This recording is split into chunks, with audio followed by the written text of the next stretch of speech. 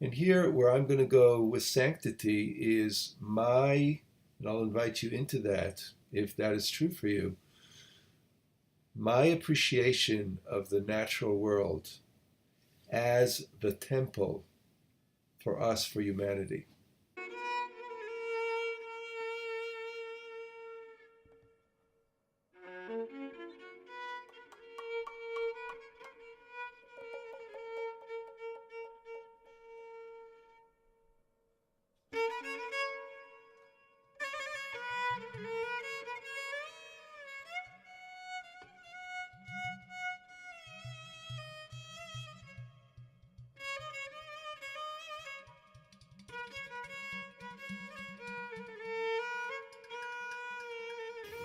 Good morning, everybody. I want to start with this beautiful morning with a discussion of holiness. What is it in the context of a mitzvah, a practice of Shemitah? We talked about that yesterday at length and in yesterday's lesson.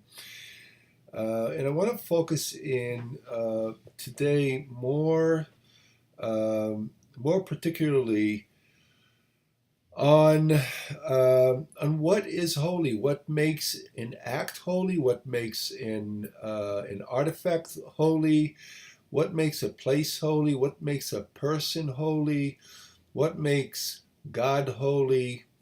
What is this holiness business?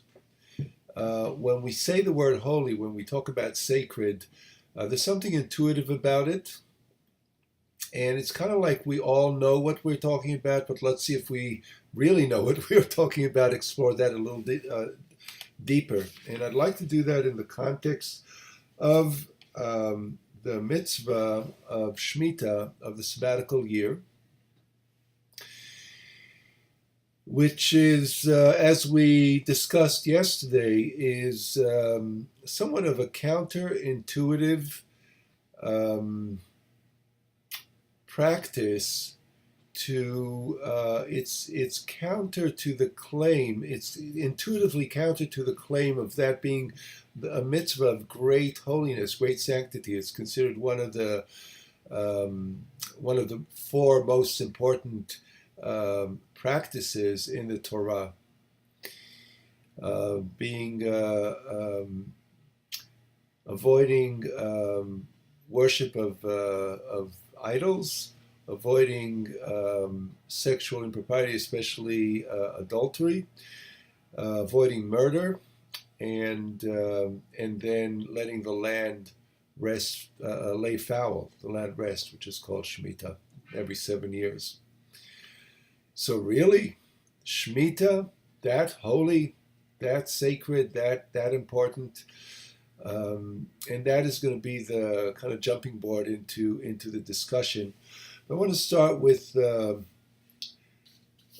pasuk, the verse from Parshat Emor, where it says, "Vaydaber Adonai el Moshe behar Sinai le'emor,"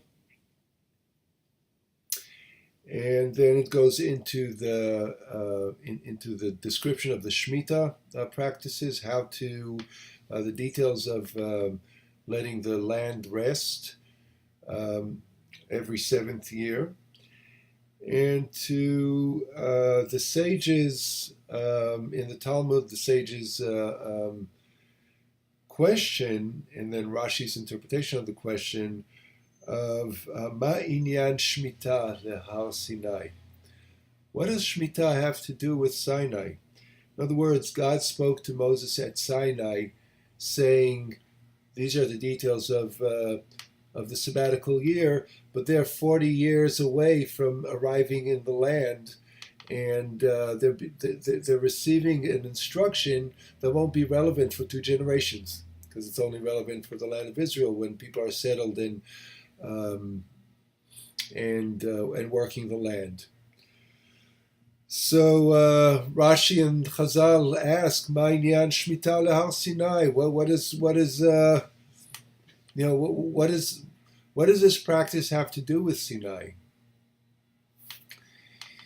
And I want to tell you, before we jump into the Slonimer's teachings, and again, let me just acknowledge and show you the book, Netivot Shalom.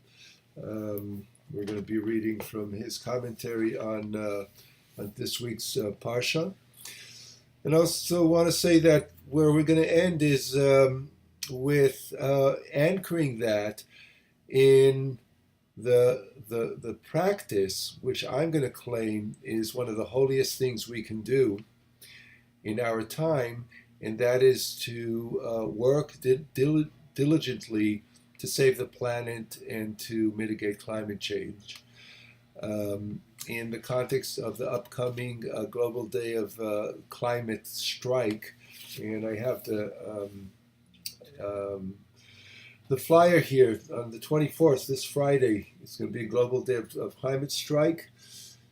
And if you're in New York and can come to Nyack, we're going to have a local climate strike rally from 12 to 1. There's going to be a rally then from 1 to 4. There's going to be a sit-in, a strike at the gazebo of Veterans Park on Main Street in Nyack.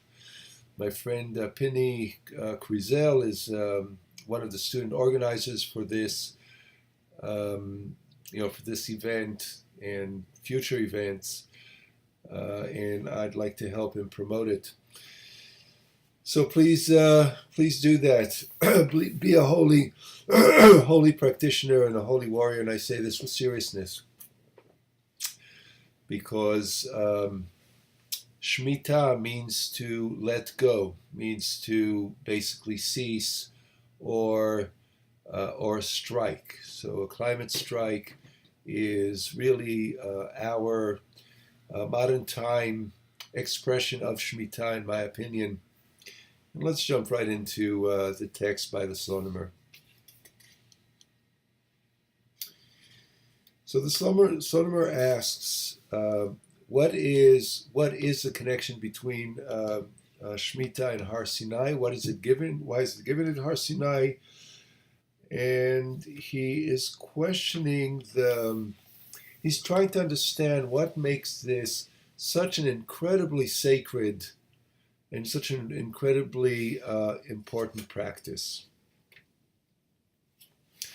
In his words, ויש לומר בזה, דהנה התכלית שברא הקדוש ברוך הוא את הבריאה היא בשביל ישראל. And he puts it in context. And we can say that, or let us remind ourselves, that the purpose for the creation of the world was for Israel, for the people of Israel. שישראל היו עם קדוש, שישראל יהיו עם קדוש, lo yitbarach. So the people of Israel can be a holy nation to God, to the Holy One.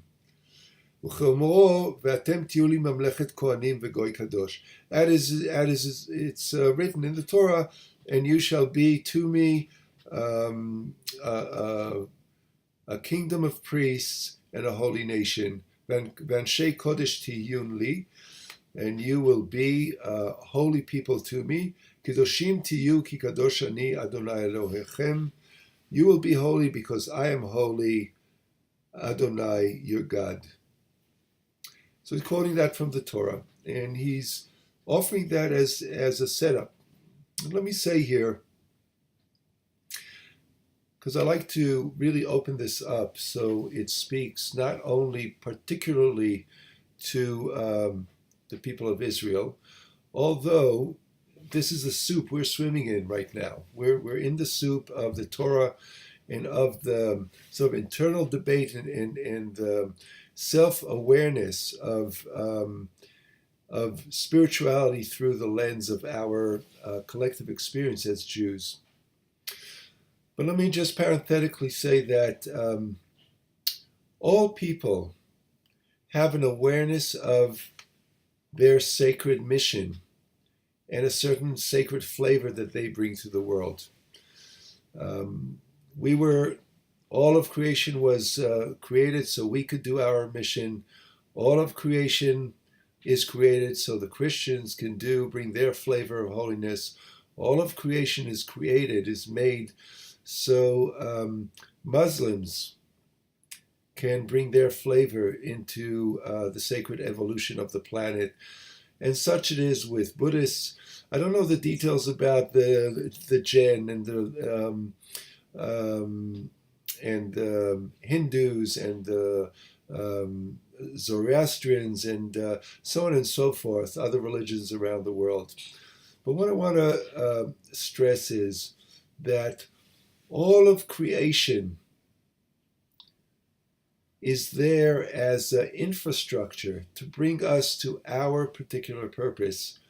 And right now we're going to focus on the purpose of the Jewish people as a container or even a carrier wave, if you will, for holiness. And the question is, what is that holiness? What is it? I'm going to stop here, take a break from the text, and let's ask that question together. So, is holiness an experience, a perception, something that I subjectively receive as I experience holiness around me? Is holiness inherent in certain things outside me, like a holy person, a holy man or holy woman, a holy place, like a shrine, a temple, a synagogue, a church, a sanctuary, right? Literally, the word sanctuary means a holy place. Would it be a location somewhere in the world? I remember back in the 70s, we used to talk about vortexes and places that carried a certain energy around the world, and certainly Jerusalem and Israel was considered one of them. Is holiness a book because of what's written in it, like the Torah, for instance, or holy books to other traditions? Is holiness any other kind of object? Could a tree, a stone, a mountain be holy? What about a person? What about God? Is God inherently holy? Or do we project holiness on God? Do we need a God? Do we need to attribute holiness in a God? How about a teacher, a master? Right? How about Mother Teresa? How about Rabbi Akiva? How about the Dalai Lama?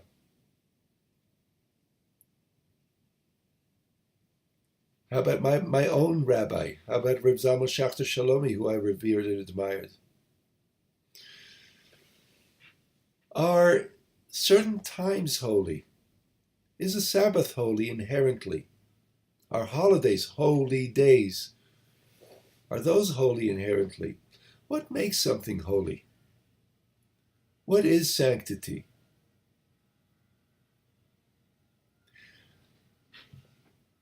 And that's the question that I want to dwell on for a moment.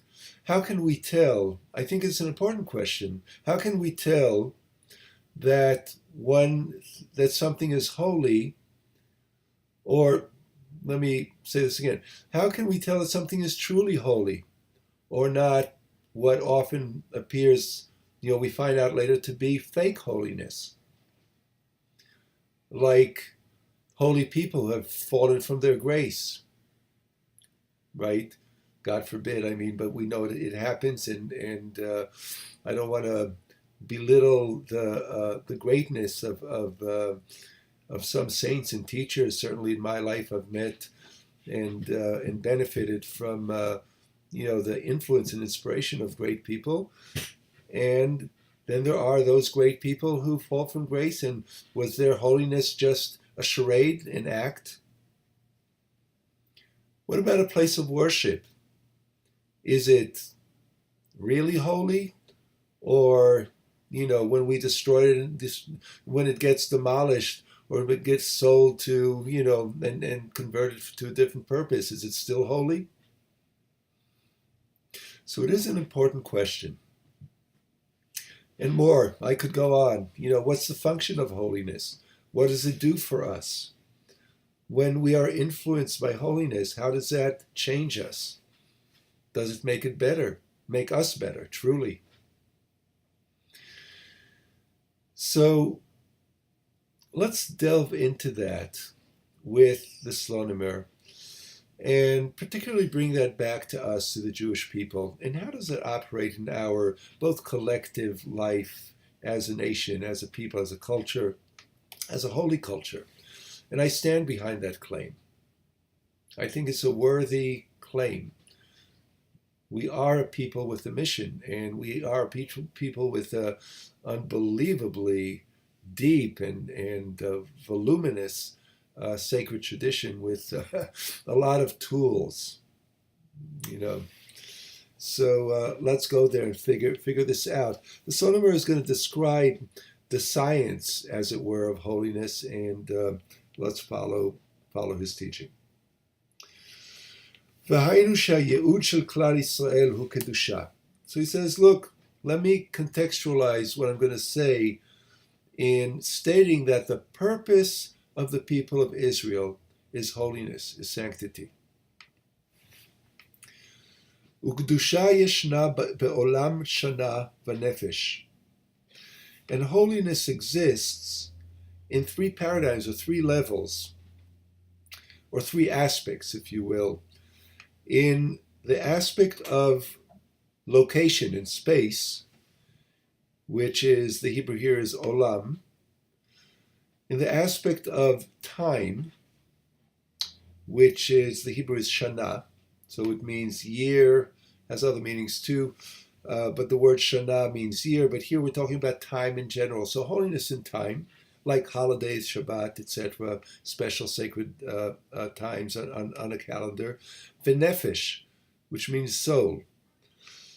And that is the holiness that's in the spiritual experience, in the spirituality, in the energy that animates us, in the life force in the soul, right?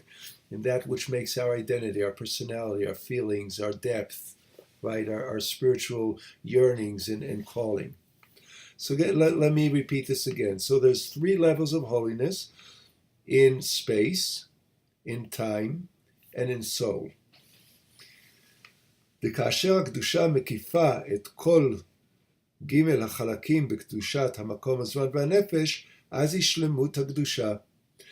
And when holiness is all-inclusive of these three parts, the holiness of time, of space, of time, and soul, then it is a wholesome holiness. Holiness, holy. You see, it's right in there. So there's a wholesomeness. There's a completeness to that holiness when it inhabits all those three aspects. ולכן נתן הקדוש ברוך הוא לישראל את ארץ ישראל. And that is why the Holy One, blessed be, gave the people of Israel the land of Israel. כדי שתהיה להם קדושת המקום, so they can have the aspect of holiness in space. You see. כמו שכתב רבי יהודה הלוי בספר הכוזרי, as Rabbi Yehuda Levi wrote in his famous book, the book of the Kuzari, שעניין ארץ ישראל לעם ישראל הוא כדוגמת הכרם שגידולו מצליח רק בהר. He said that the relevance of the land of Israel to the people of Israel is like the analogy of a vineyard that it grows best only on the hillside. ואומנם גם בהר צריך לזרוע ולעבד את הכרם כדי שיצליח. Yes, it's true that even on the hillside you still have to cultivate and tend to the vineyard in the same way you would do anywhere else in the valley or any other terrain. אך המקום המסוגל להצלחת הכרם הוא בהר. But the place, the location that is most conducive for the vineyard's success is on the hillside. על דרך זה, כל ההצלחה של כלל ישראל, קדושת כלל ישראל בתורתם ועבודתם, והשראת השכינה בהם, הם רק בארץ ישראל. And in the same way, says the Kuzari, the success of all of Israel, the holiness of Israel, the Torah of Israel, and the practices, the worship, the observances of Israel, and the dwelling of the Shekhinah, of God's imminent, and some say feminine presence amongst them, is only in the land of Israel. כי צריך שתהיה קדושת המקום, because it is necessary for complete holiness, for whole holiness, that there is a holy space, a location and space for it. וקדושת הזמן נתן הקדוש ברוך הוא לישראל את השבת.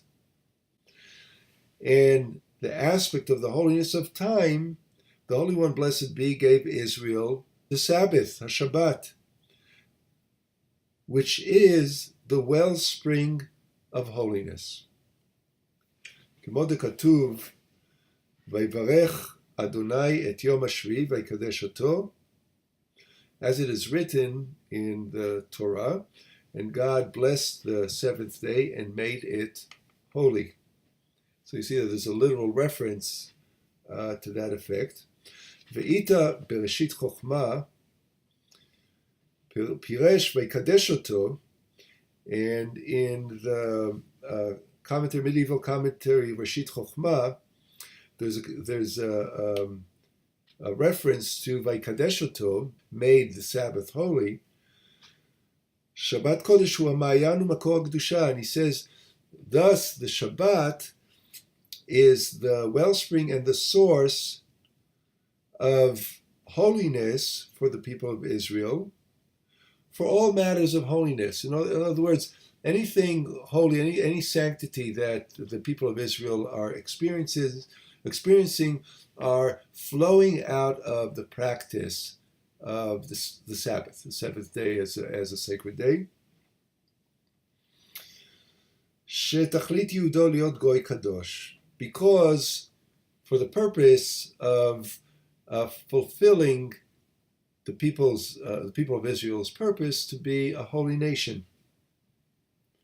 והקדושת הנפש נאמרה, מצוות קדושים תהיו ואנשי קודש תהיו לי. And for applying the aspect of the holiness of the soul and the soul level, it is said in the Torah, the instruction, מצוות קדושים תהיו ואנשי קודש תהיו לי, where I think it's in Leviticus, where God says literally, you shall be a holy people to me. In other words, each individual, or cultivate holiness within your soul. That is the summary of Chokhmah on these three levels. Beautiful. Okay, so we have we kind of have the delineation, the different levels and the different aspects that are really intuitive. Our reality is made of time and space, and then there's the time and space, and then there's the person, right? We are in time, we are in space, and then we are in ourselves, in our nefesh, in our soul. And this is the wholeness of holiness. Here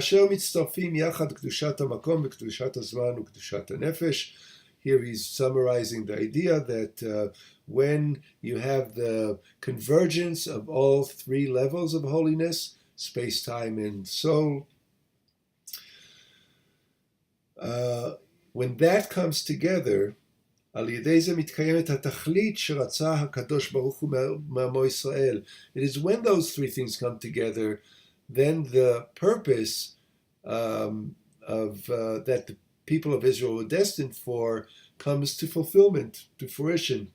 והכוונה העליונה של הבריאה, שישראל יהיו עם קדוש. And this was the supreme intention of creation, according to our tradition. So that's how it works, and let's take it back to the mitzvah, the practice of Shemitah, of letting the land lay fallow every seventh year. ובקבלת התורה בהר סיני היו כל אלה המדרגות של קדושה. So at the time of the receiving of the Torah at Mount Sinai, all three levels of holiness were present all at once. That was a moment of convergence, the revelation at Sinai. קדושת המקום הייתה בהר סיני שנתקדש באותה שעה. The holiness of space was in Mount Sinai itself. That mountain became for that moment holy. It's interesting, they say it's for that moment. It's not a holy mountain forever, right? It was sanctified for that event, for that moment. ואף שהייתה זורה קדושה לשעתה, הרי באותה שעה נתקדש ההר שאינו אלא דומם. And even though it was a temporary sanctification of the mountain, nevertheless, at that time, the mountain, which is only rock, right? It's only material. Nevertheless, that material became infused with sanctity in that moment. Because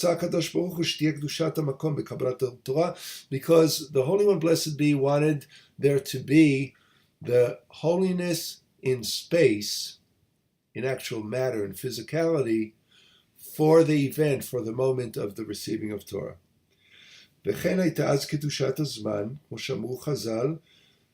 And then there was also holiness in time, as we learned from the sages in the Talmud,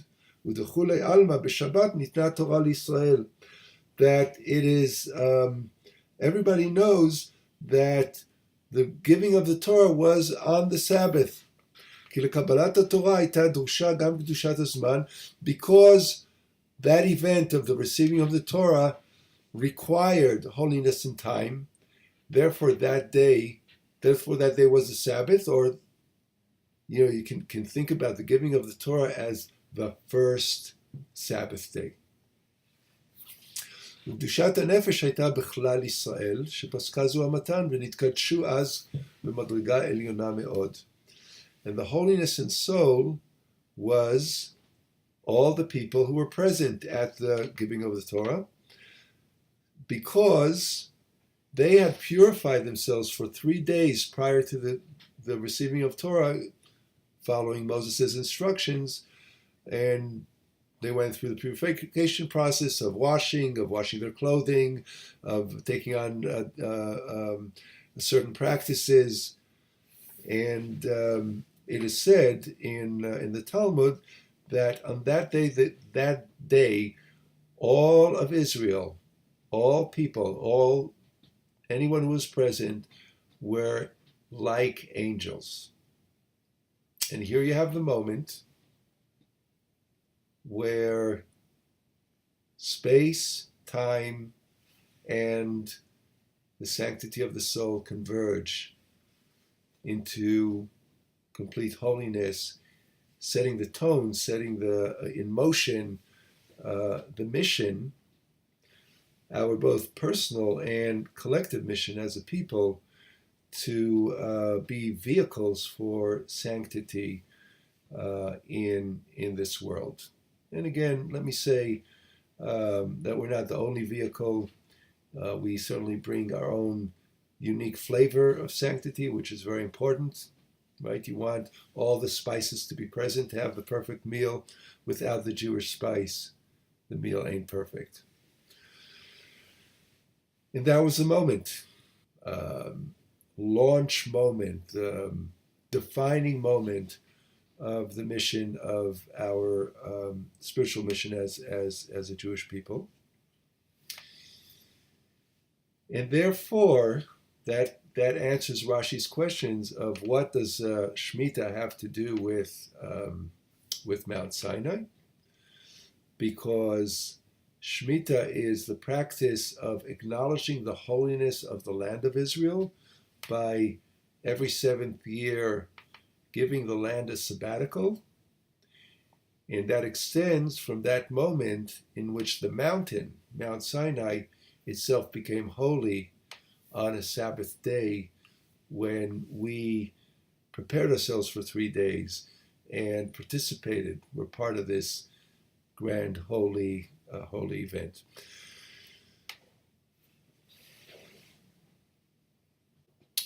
Right now, holiness extends to the entire earth.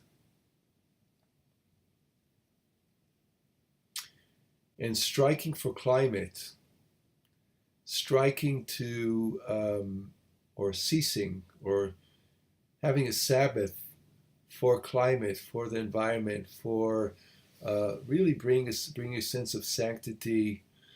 And here, where I'm going to go with sanctity is and I'll invite you into that, if that is true for you, my appreciation of the natural world as the temple for us, for humanity.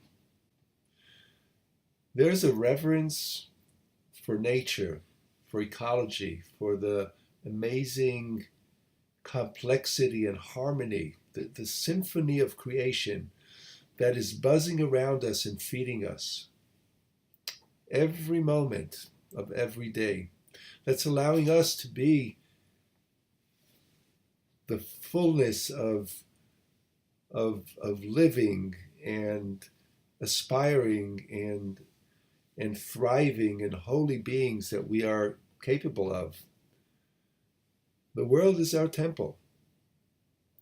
God created the world, if we want to use religious language in that way, to inhabit our experience of beauty, of radical amazement, as Rabbi Joshua Heschel said. And the earth is hurting. We are hurting the earth because we have lost reverence. We are not stepping back. We're really desecrating the Sabbath. We're not letting the earth rest. We're exploiting, we're poisoning, we're tinkering with the delicate balance of the earth and climate. So this is time for Shemitah, time for sabbatical, time to really carry out our mission as Jews, and for all traditions. I want to call on Christians and Muslims and Buddhists. There's time for you to carry out your sacred mission of restoring reverence of the world we live in, especially planet Earth. So come on down, folks, for Climate Strike on this Friday. Support it. Become an activist. Become a sacred activist. If you're Jewish, this will be a mitzvah, the mitzvah of all mitzvahs. Let us do it. I'm Rabbi Reuben Modik with Makom Halev community in beautiful Nyack, New York, and Hebrew Learning Circles, our experimental, experiential, and unbelievable educational program primarily for children. If you're in the area, drop by or drop a note. Let's continue this conversation about holiness as Jews, or as whoever you are, wherever your journey in this lifetime is. Comment below. Like us if you like this discussion. Come back for more. We'll be here almost every day in our cyber yeshiva. And do subscribe to our YouTube channel.